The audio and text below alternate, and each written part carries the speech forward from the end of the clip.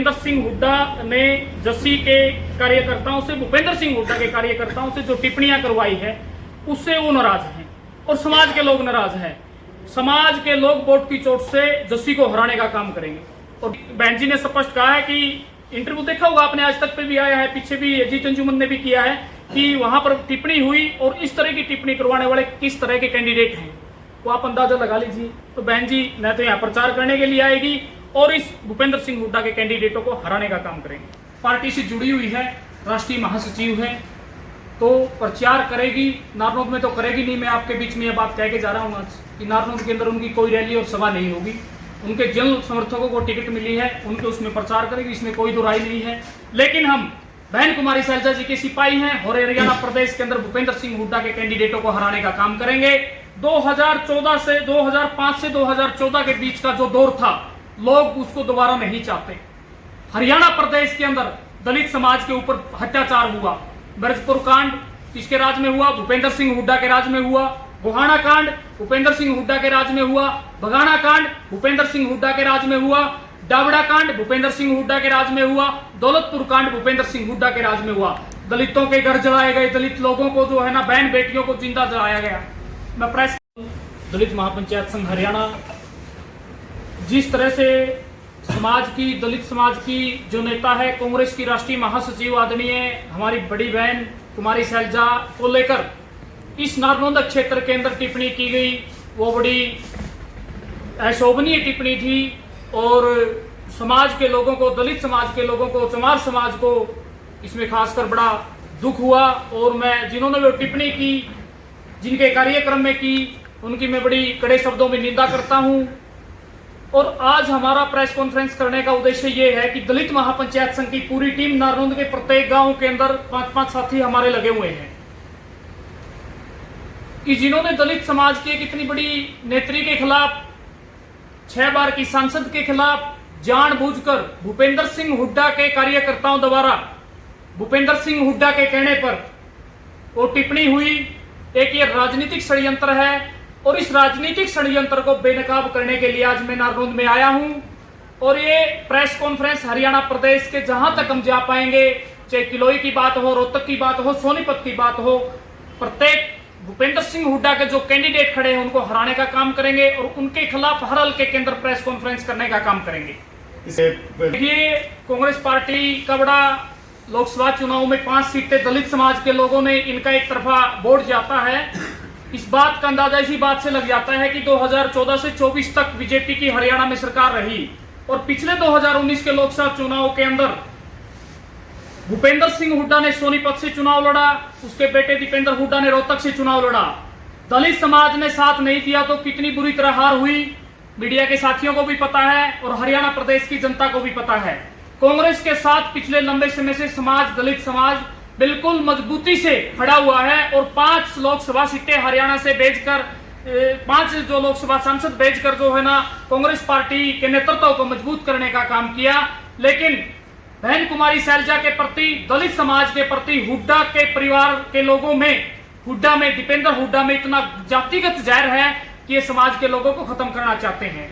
और मैं तो समाज के लोगों से कहना चाहूंगा कि साथियों, ये जो भूपेंद्र सिंह हुड्डा ने जिस तरह से तानाशाही टिकट बंटवारे में चलवाई है और नारनौंद सीट के अंदर जैसे बहन जी ने यहाँ पर सर पर हाथ रख के गई थी, उनके समर्थकों ने, जस्सी के समर्थकों ने, भूपेंद्र सिंह हुड्डा के समर्थकों ने उसको आन बान शान की लड़ाई बनाकर कि भाई दलित समाज की नेता एक आटे के टिकट कैसी दिलाएगी, इस बात को हम देखेंगे। उन्होंने बंदूक के बल पर, पैसे के बल पर, जातिवादी उनका जो गुंडा तंत्र है उसके बल पर कांग्रेस हाईकमान को पता नहीं किस उसमें लिया कि उनको डराया या पैसे के बल पर, किस बल पर उन्होंने जो है ना हाईकमान को खरीदने का काम किया और नारनौंद की टिकट और उकलाना की टिकट पर जिस तरह से बहन कुमारी सैलजा को राजनीतिक षड्यंत्र के तहत खत्म करने का काम किया। आज सर्वे की बात नहीं है, सर्वे के आधार पर टिकट बांटी गई है। उकलाना की बात करता हूं, उकलाना के कैंडिडेट को 12 अक्टूबर 2019 को 6 साल के लिए निष्कासित किया गया था। बरवाड़ा के कैंडिडेट रामनिवास घोडेला को 12 अक्टूबर 2019 के अंदर 6 साल के लिए मतलब पार्टी गतिविधियों में निष्कासित किया गया था।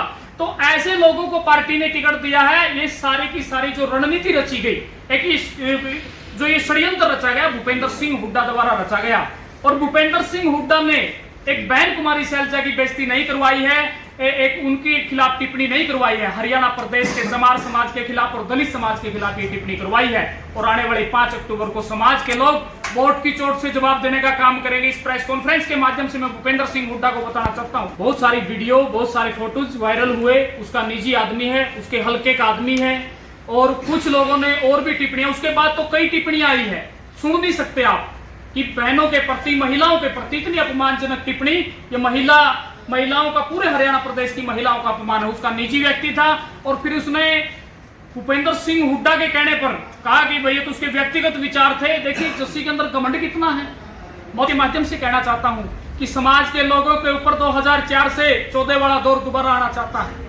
आप रोहतक जाइए, रोहतक से निकलिए, किसी बस में बैठिए, किसी ट्रेन में बैठिए, रोहतक जाने के बाद आपको सीट खोस ली जाएगी आपकी। आपको बहन बेटियों को बैठने नहीं देते वो लोग। सोनीपत और रोहतक के जो लोग हैं पूरे हरियाणा के अंदर गुंडागर्दी करना चाहते हैं, और हरियाणा प्रदेश के लोग जो है ना भूपेंद्र सिंह हुड्डा को वोट की चोट से जवाब देने का काम करेंगे। शहर के शहर जलाए गए, आपको पता है, जाट आंदोलन के अंदर दुकानों को चिन्हित करके फूका गया। मीडिया के माध्यम से कहना चाहता हूं मैं कि दुकानों को चिन्हित करके फूका गया। दलित समाज के ऊपर अत्याचार किए गए, किसानों को 5-5, 10-10 रुपए के चेक बांटे गए। भूपेंद्र सिंह हुड्डा दलित विरोधी, किसान विरोधी, महिला विरोधी, और भूपेंद्र सिंह हुड्डा का राज ये जनता नहीं चाहती।